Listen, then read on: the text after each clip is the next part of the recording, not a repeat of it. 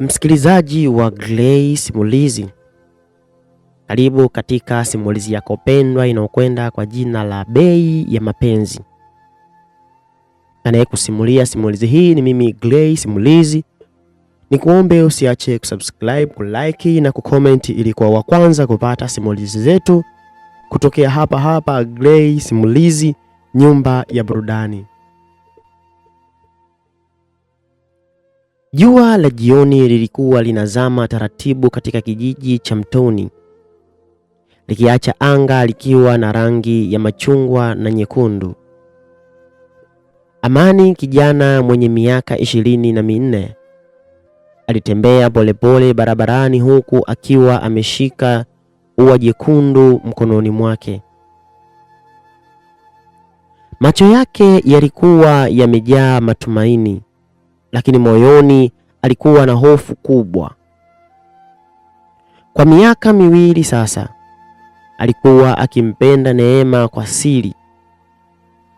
Neema alikuwa msichana mrembo zaidi kijijini. Alikuwa na tabasamu lililowafanya mtu yoyote asahau matatizo yake. Ingawa wavulana wengi walimfuata, Amani ndiye alikuwa naye karibu zaidi.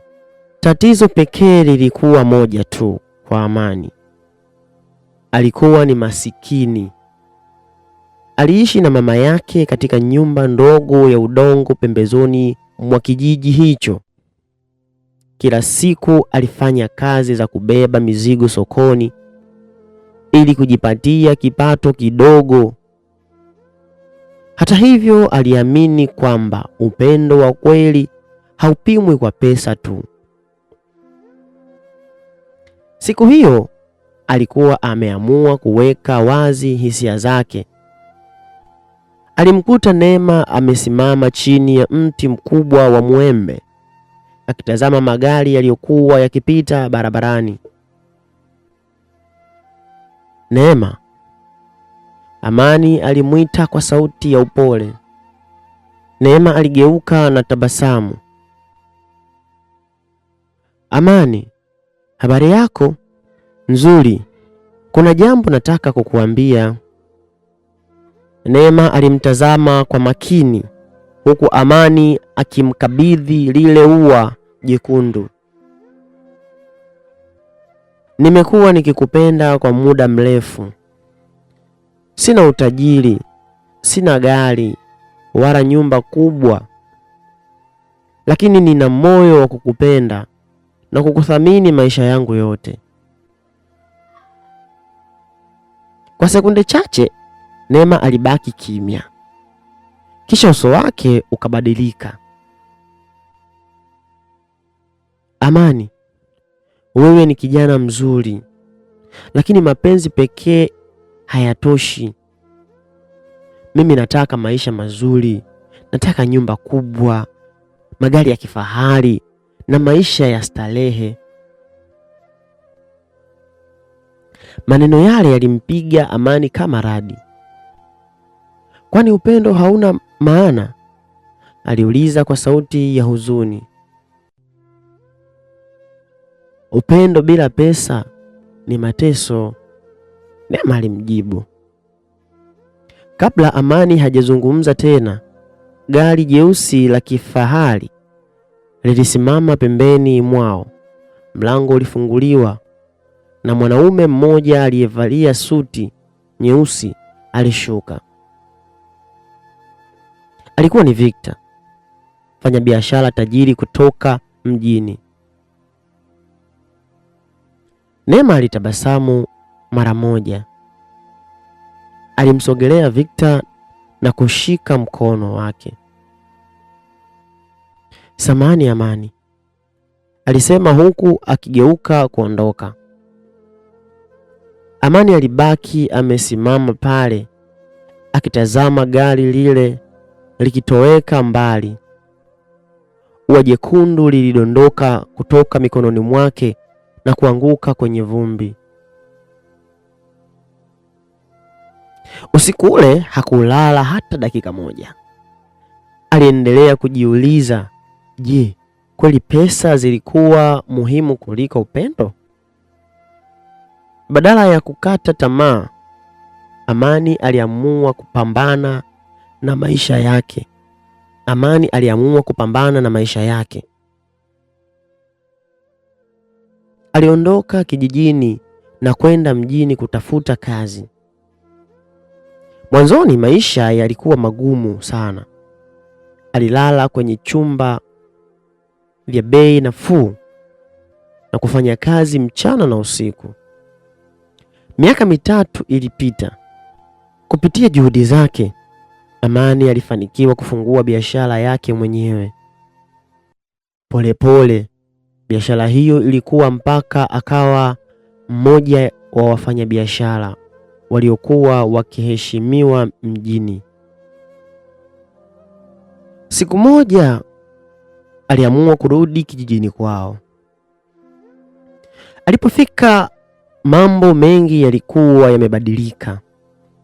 Barabara zilikuwa zimeboreshwa, lakini nyumba ya mama yake ilikuwa bado ile ile. Akiwa sokoni, macho yake yalikutana na Neema.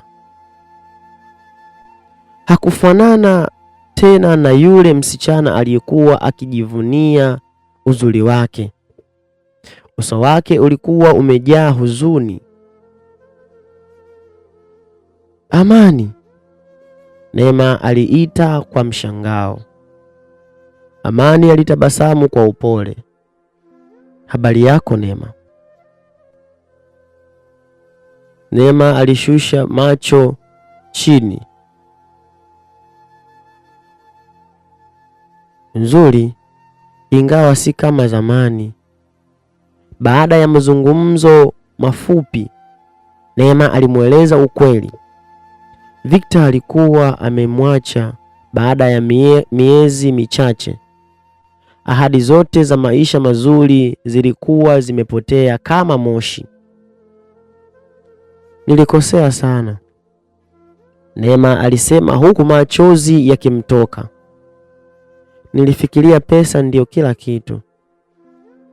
Amani alimtazama kwa muda mfupi, kisha akasema, pesa ni muhimu katika maisha, lakini si kila kitu. Mtu anayekupenda kwa dhati ni hazina ambayo haiwezi kununuliwa. Neema alianza kulia. Nisamehe Amani. Amani alinyamaza kwa sekunde kadhaa. Moyo wake bado ulikuwa na maumivu ya siku ile ambayo aliachwa akiwa ameshika ua mkononi. Nimekusamehe Neema, alisema kwa utulivu, lakini muda hauwezi kurudi nyuma. Maneno yale yalimfanya Neema atambue kwamba alikuwa amepoteza kitu cha thamani sana. Jioni ilipoanza kuingia, Amani aliondoka sokoni na kuelekea nyumbani kwa mama yake. Njiani alitazama jua likizama taratibu kama ilivyokuwa miaka 3 iliyopita. Tofauti pekee ilikuwa kwamba safari hii alikuwa amejifunza somo kubwa maishani. Alitambua kwamba mapenzi ya kweli hayapimwi kwa ukubwa wa nyumba, thamani ya gari au kiasi cha pesa benki. Mapenzi ya kweli hupimwa kwa uaminifu, heshima na moyo wa kujitoa.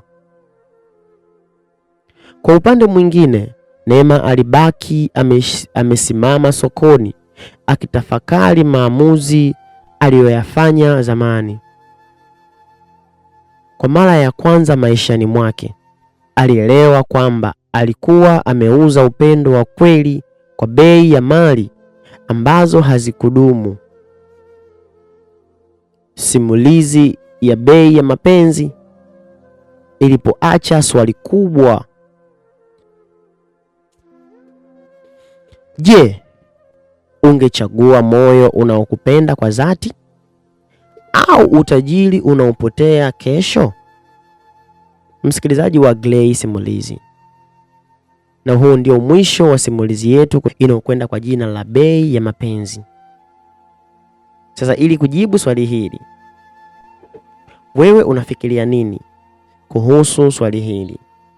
Achia komenti yako, subscribe, like na kushare kwa wengine ili kupata mwendelezo wa simulizi yetu nyingine kutokea hapa Gray Simulizi, nyumba ya burudani.